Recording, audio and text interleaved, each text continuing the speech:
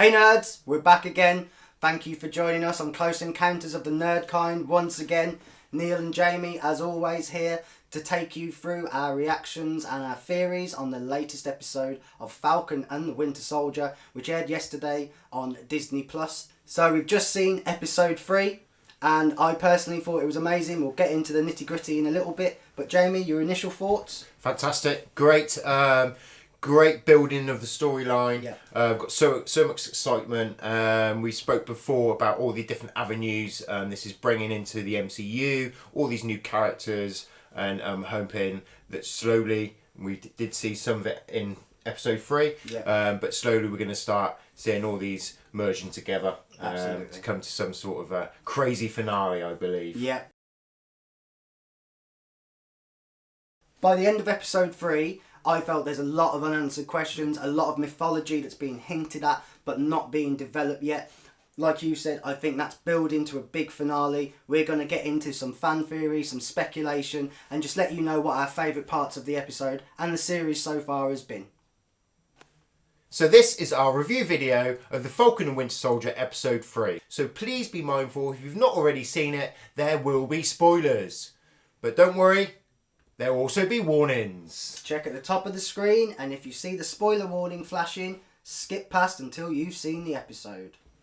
Well, my thoughts, just finished watching it. I thought it was excellent. I thought it was the best episode so far. We saw Zemo, we saw a lot of action, and more so than we saw Sharon Carter, but also more so than in the previous 2 episodes, we see a lot of interaction between the characters and the real blossoming relationship between Sam and Bucky as a sort of, buddy cop duo that we're really starting to see now. It's believable and is the strongest part of the programme in my opinion. But what were your initial thoughts? I think just touching, like you said, on the buddy cop scenario which we're seeing throughout Falcon and Winter Soldier, we've now had the entrance of Baron Zemo. Yeah. So that ties in perfectly with, as you said, Sam and Bucky. Zemo joins in and he's slotted in perfectly. Yeah. There's a great relationship between all 3 of them. I'll tell you what it reminded me of. Lethal Weapon. So Lethal Weapon 1, you had obviously Riggs and Murtaugh. That was the first 2 episodes of Falcon and Winter Soldier. Yeah. Episode 3, in comes Leo Getz. Like you said, he's slotted in so seamlessly. And with the first words that come out of Zemo's mouth, the classic Winter Soldier command words.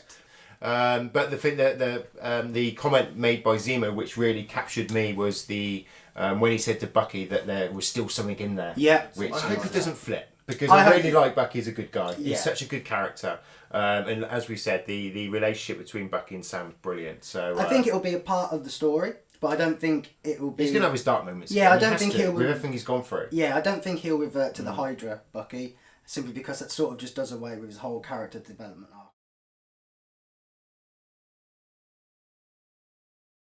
In terms of going back to Baron Zemo, the one thing we saw in this episode was a more comic accurate depiction of him. Which Marvel do always fantastically. Yeah. The one in Civil War was a bit more style adapted for a real world scenario. Still brilliant.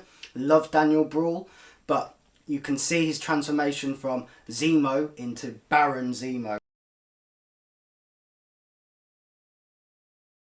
Bucky's going to break out Baron Zemo. Sam doesn't know nothing about it. Next scene we see, they're talking hypothetically. Yes. And then suddenly Baron Zemo walks through the door. Sam was not happy. No. But obviously they've made that decision that they need to work together. They need to fight these flag smashers. And as we've already said, the agenda on Baron Zemo is rid the world of any super soldiers. Yeah, and they sort of touched on it a little bit more. He had a very, very good scene with Sharon as well, where they were sort of going through the pitfalls of superheroes, and more so the pitfalls of creating an infallible icon or symbol, i.e. Captain America. How do you live up to that when the person who inhabited that icon has gone? And I found it quite interesting that Sharon seemed to echo a lot of his thoughts, considering how close she was to the superhero community. Yeah, and if a super soldier dropped a country on your family, I'm sure that you would want some sort of vengeance against these people. You would not be happy. Absolutely, yeah. This seems a more... Falcon Winter Soldier in general, I don't know what you feel, but it seems a more sort of expose on behind the scenes of being a superhero. I think they're just making these characters human. Yeah, making them more relatable. You know, we see them fighting aliens, or Big Three. Aliens, androids, and wizards. Yeah. So yeah, we've seen them fighting these, but as we've already seen in the first episode of Falcon and Winter Soldier, you saw the history behind Sam and you know, struggling to get a loan. Exactly, yeah. You know, got no money. The same with everyone else in the world. Again, they're just making them more human. So overall, I think they handled the entrance of Zemo absolutely fantastically well. They didn't just reintroduce a character we knew and loved from before. They doubled down and made him even more enjoyable. He was intimidating. Yeah. Once he got that mask on, you know, he jumped straight out of the comic books. Was he dusted? Good point. Wasn't addressed. I mean, I would assume he probably wasn't because. Yeah, I would presume probably not. Not mentioned. Yeah, not mentioned. Yeah, so that might be interesting if that comes up a bit later. Because they are touching on the blip, the dusting, aren't they? As this is set just straight after. Yeah, so, and on that, I suppose a good segue into the Global Repatriation Council, the GRC. So, right at the start of the programme, we saw the adverts, which had a lot of similarities with WandaVision, and this was the advert for the GRC, the Global Repatriation Council. From the advert, they were these loving, friendly, helpful people, and then cutscene to John Walker and his team of agents being very heavy-handed. The GRC, at 2 points during this episode, were basically, I think, sort of made out to be not quite what they seem. Maybe a bit more corrupt than we're led to believe. I think it was quite clear the message that they were portraying. You know, this is not your dad's Captain America as well. Yes, I think that's another point behind it. But also look a bit closer because I think there may be more going on with that GRC than's been revealed.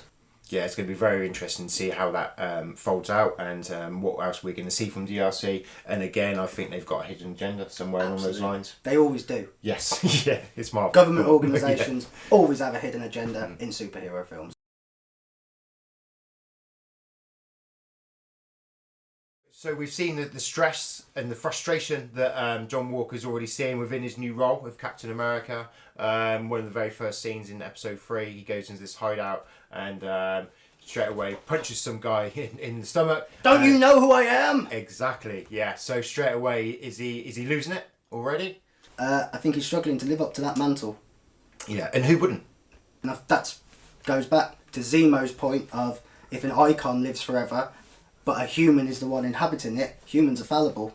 So you cannot have that situation, basically. And we're seeing it literally play out in this season of Falcon and Winter Soldier. It's going to be very interesting to see how they're going to portray him. One thing to point out, and check the spoiler warning, in the comics, John Walker does get powered up. So far, they haven't depicted that in the programme. He actually gains superpowers from the power broker. So that is something I think will play into the programme at some point. I definitely think John Walker will become more antagonistic towards our boys, Bucky and Sam. We've discussed the Flag Smashers. Imagine that some or all of your loved ones, family had dusted, vanished like that. And then 5 years later they all come back.